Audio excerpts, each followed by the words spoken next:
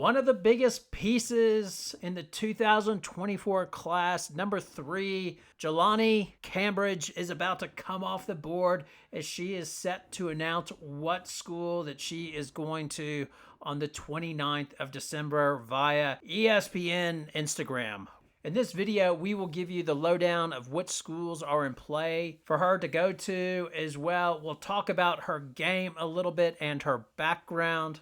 And then I will make my fearless prediction of where she's going, noting the internet is forever. And like I've said before, I don't know what my teenage daughters are doing, much less what this kid's going to do. But with that, let's get into this. If you like the content in the channel, please subscribe to the channel. It'd be much appreciated. Now, Jaloni is a 5'6" point guard. She comes from a very athletic family. Her dad, Desmond Sr., played college ball. Her 2 brothers play at Arizona State. She also has 2 older sisters, with one, Jordan, playing at Vanderbilt. She was all SEC defense in 2022. Her other sister plays at Ohio State.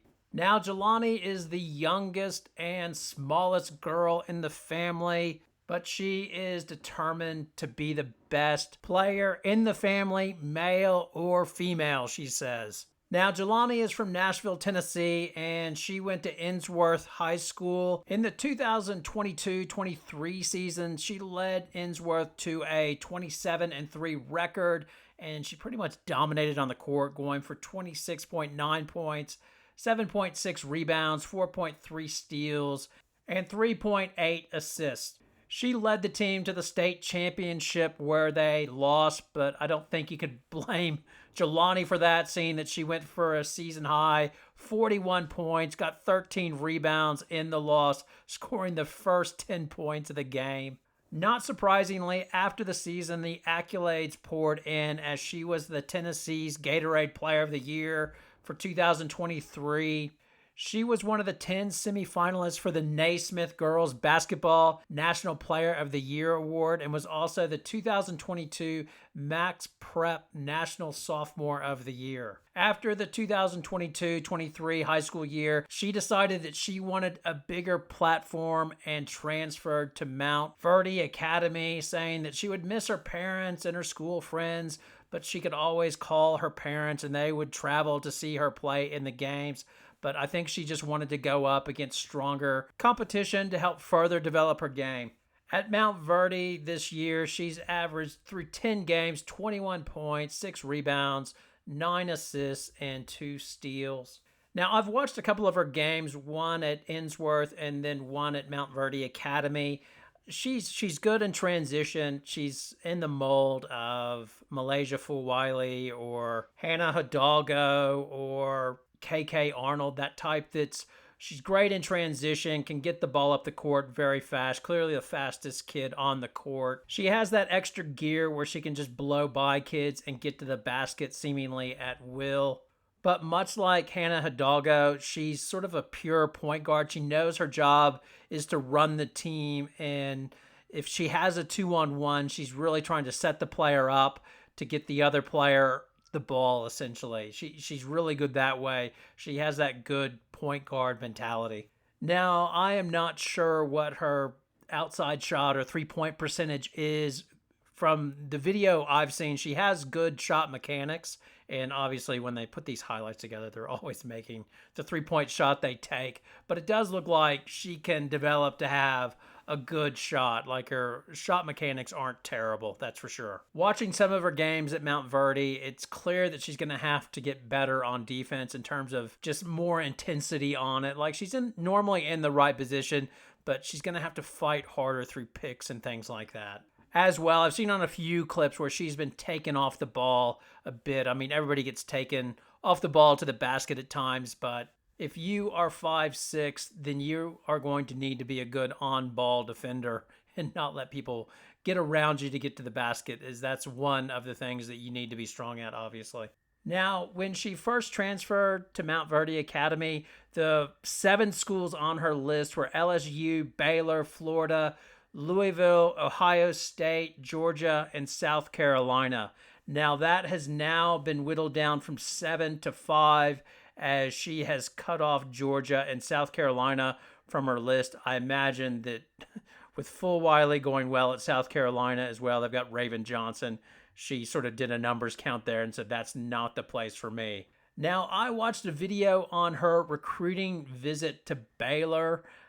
I'll put a link to it down at the bottom, but it just sort of goes through her meeting with the assistant coaches and the coaches and different players there, and them just taking her on the tour. It sort of shows a few things with that man. It felt awkward to me. I'm curious if you watch it, if you think it's awkward or not, but just some of the interactions with the coaches as well. The other thing that stuck out is that she's cocky, or should I say more confident. Like, she's not over the top cocky or anything, but she does back herself. Like, they're in the store looking at jerseys, and she's talking about how her 22 is going to be sold one day, and she's not going to buy a jersey. She's going to bring her fans to Baylor to buy her jersey. So I do like it. I understand that she's the youngest of all the kids in her family, and the youngest has to sort of do that to get their food as well, if you know what I mean. Now, from that video, I don't know. I just don't see her going to Baylor. Like, on that weekend, it seemed like the big event on was like a Baylor football game, and I think it's tough for Baylor to compete right now with LSU and Louisville and Ohio State. Like, those would be the front runners in my mind. But as I said, I don't have a real sense for what she's going to do. It is clear that LSU is making a strong late push for her to attend LSU. She attended their ring ceremony in November as part of her official visit. And it sounds like Reedus and Bob Starkey have had a few home visits since then.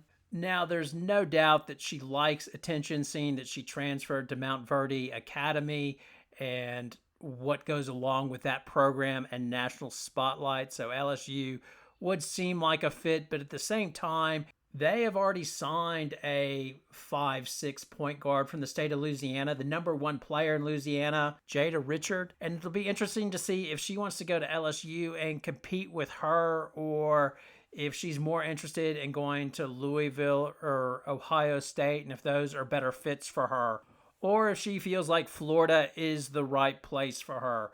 In my opinion, and God, don't go to Vegas on this one, I think she will choose LSU. I think she likes everything that comes along with LSU, and she will back herself. She doesn't care who will be there, that she will wind up being the number one point guard in there in her time, and wants everything that comes along with LSU. So that's what I'm picking.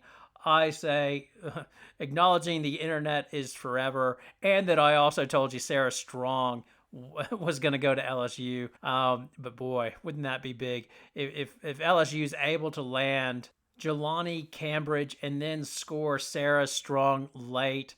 But who knows where Strong's going? She's in no hurry to tell anybody. But man, that would rocket LSU back up the charts to the top of the recruiting of 2024, no doubt.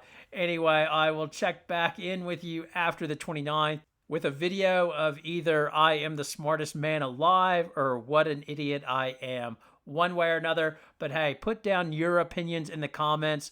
Where is Jaloni Cambridge going? Let us know now. It's always easier to say after the fact. Put your pick down now as well. I don't mind idle gossip. If you have a hot scoop and you think you know what the hell's happening, then hell, put it in the comments as well. It's interesting reading at the very least. All right, thanks a lot for watching. Hope to see you next time. Have a great night.